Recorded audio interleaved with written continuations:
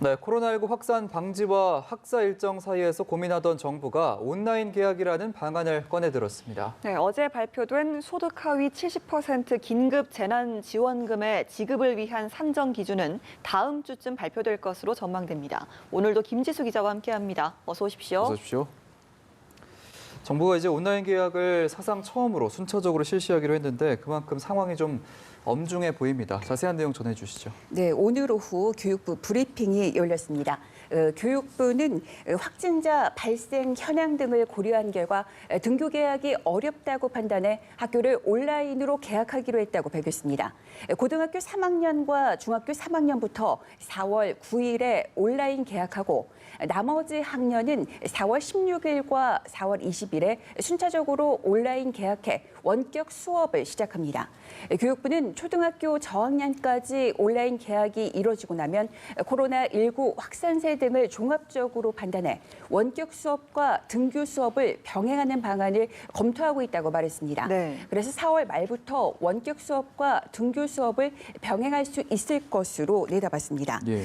교육부가 원격 수업과 등교 수업을 병행하는 것을 검토하는 이유에 대해서는 그 중간고사를 비롯한 그 지필평가가 있어서인데요. 네. 예. 교육부는 중학교와 고등학교가 1학기 지필평가를 생략하지 않고 각각 5월 말과 7월 말에 시행할 것이라는 전망을 유지하고 있습니다.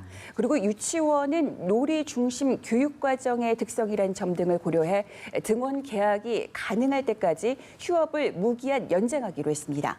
교육부는 원격 수업으로 우려되는 학습 격차를 완화하기 위해 교육급여 수급권자에게 스마트 기기, 인터넷 등을 지원할 계획입니다. 예. 그 계약이 되면 수능 시험과 수시 정시 모집 등 대학 입시 일정도 미뤄졌습니다. 수능은 11월 19일에서 12월 3일로 2주 연기됐고 대입 수학 능력 시험도 연기됐고 그리고 이제 대입 수시도 그 학교 생활기록부 작성 마감일이 8월 31일에서 9월 16일로 16일 늦춰졌습니다. 예. 이게 이제 온라인 계약이라는 게 사상 처음인 거잖아요. 따로 네. 사전에 예행 연습이라든지 이런 부분이 없다 보니까 분명히 난관도 있을 것 같습니다. 이 사각지대가 있겠죠. 네, 그래서 대표적으로 뽑히는 게 그 스마트 기기가 있어도 온라인 수업 수강을 도와줄 보호자가 없다면 문제라는 겁니다. 예. 그러니까 온라인으로 강의를 듣는 데 익숙하고 또 입시를 앞둔 고교생은 알아서 온라인 수업을 들을 수 있지만 어린 학생들의 경우 다르다는 겁니다. 특히 초등학교 저학년들은 그 보호자가 없으면 온라인 수업을 듣는 게 불가능하다는 지적이 거셉니다. 특히 장애 학생들은 상대적으로 온라인 수업을 듣기가 훨씬 더 어렵습니다. 예. 또 실습이 중요한 그 직업계 고교 또 예체능계 학교에서는 온라인 수업이 기존 수업에 대안이 되기 어려운 게 사실입니다. 이미 온라인 강의로 학기를 진행하고 있는 대학교에서는 뭐 예체능 그 단과대나 간호대, 이공대 학생들 사이에서 실습 없이 온라인 강의만 할 거면 수업료를 돌려달라는 네. 그런 불만이 거세게 터져나오고 있습니다. 예. 교육부는 직업계 고등학교에 대해서는 기간 집중 이수제를 활용해서 온라인 수업으로 이론을 익히고 등교 계약이 이뤄지면 실습을 진행하겠다고 밝혔습니다. 그리고 학교 간, 교사 간 그 온라인 수업 장비와 기술 격차도 문제가 되는데요. 예. 교사가 개인 장비를 활용하려면 학교에 무선 인터넷망이 구축돼야 하는데 그러지 못한 학교가 꽤 있고 온라인 수업에 익숙하지 못한 교사도 있는 게 현실입니다. 혼란이 없이 잘 진행이 돼야 될 텐데요. 어린이집 개원 시기도 지금 무기한 연기가 됐죠. 네, 복지부는 애초에 이제 4월 5일까지로 예고됐던 전국 어린이집 휴원 기간을 추가로 연장했습니다. 복지부는 개원을 늦춘 것과 관련해서 감염 시 지역사회 확산 우려, 그리고 학교와 달리 온라인 운영이 불가능한 점 등을 고려했다고 밝혔습니다. 예. 그리고 어린이집 재개원 시기는 현재 정해지지 않았습니다. 휴원 기간 중 긴급 보육은 신청하면 계속 이용할 수 있습니다. 그 어린이집에 등원하지 않더라도 보호자에게 지원되는 부모 보육료는 어린이집 이용 일수와 무관하게 계속 지원된다는 점도 알아두시면 좋겠습니다. 예, 어제였죠. 정부가 소득 하위 70% 가구에 이제 긴급 재난 지원금을 지급하겠다라고 네. 밝혔는데 이 구체적인 지급 기준이라든지 대상까지는 확정하지가 않았습니다. 이게 좀 발표가 되려면 시간이 걸릴까요? 네, 좀 시간이 걸릴 것으로 예상이 되는데요. 정부가 소득 하위 70% 가구가 어디까지 되는지를 구체적으로 정하는 이른바 산정 기준을 다음 주까지 결정해서 발표하겠다고 밝혔습니다. 네. 정부는 기준을 정할 때 합리성과 신속성을 원칙으로 삼는다는 방침인데요. 정부는 산정 기준이 지급 대상의 경제적인 능력을 반영하는 합리성을 담보하고 긴급 재난 지원금이 빨리 지급돼야 하는 시급한 상인점을 고려해야 한다고 설명했습니다. 예. 이어 건강보험료를 산정 기준으로 사면 신속하게 집행할 수 있지만 종합적인 재산을 충분히 반영할 수는 없다는 지적이 있다고 설명했습니다.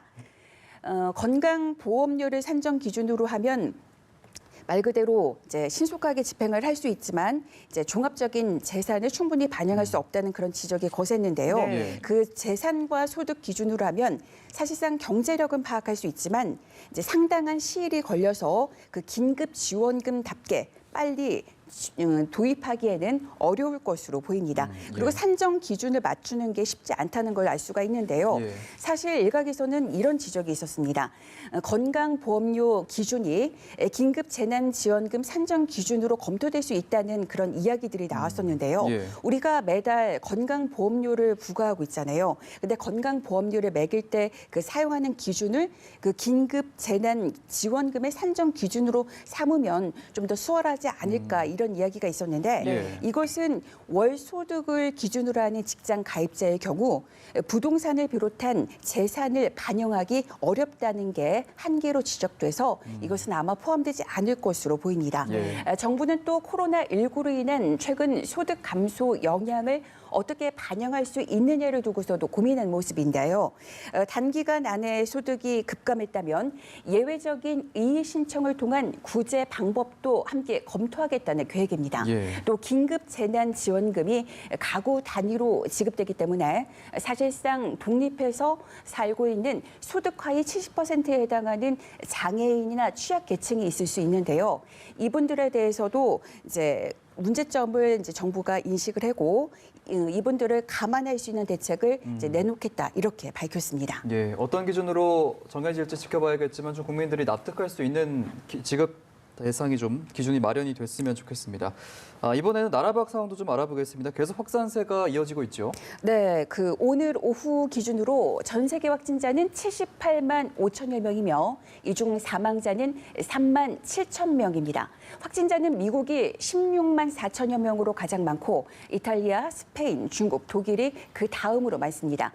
특히 미국에서 사망자 수는 3,100명을 넘어섬에 따라 지난 2001년 발생한 9.11 테러 당시 발생한 사망자 수 2,977명보다 많아졌습니다. 예. 그러니까 나라마다 또 장기 요양시설 집단 감염이 문제가 되고 있는데요. 예. 미국에서는 일주일 전만 해도 확진자가 나온 장기 요양시설이 146곳이었는데 현재 400곳 이상으로 일주일 새 3배 가까이 늘었습니다. 그러니까 감염이 발생한 그런 이제 요양시설들이 늘고 있고 독일에서도 그 요양원을 중심으로 집단 감염이 일어나고 있는데요. 예. 한 요양원에서는 79명이 확진 판정을 받았고 17명이 숨져서 지역사회에 충격을 줬습니다. 국내에서는 병원과 교회를 중심으로 한 집단 감염이 이어지고 있고 해외 유입 사례도 이어지고 있습니다. 국내 확진자는 모두 9,786명입니다. 어제 하루 125명 늘어났습니다. 예. 당국의 빈틈없는 방역도 시민들의 협조로 보다 좀 일상으로의 복귀가 빨리 앞당겨지길 바라겠습니다. 오늘도 김지수 기자와 함께했습니다. 고맙습니다. 맞습니다.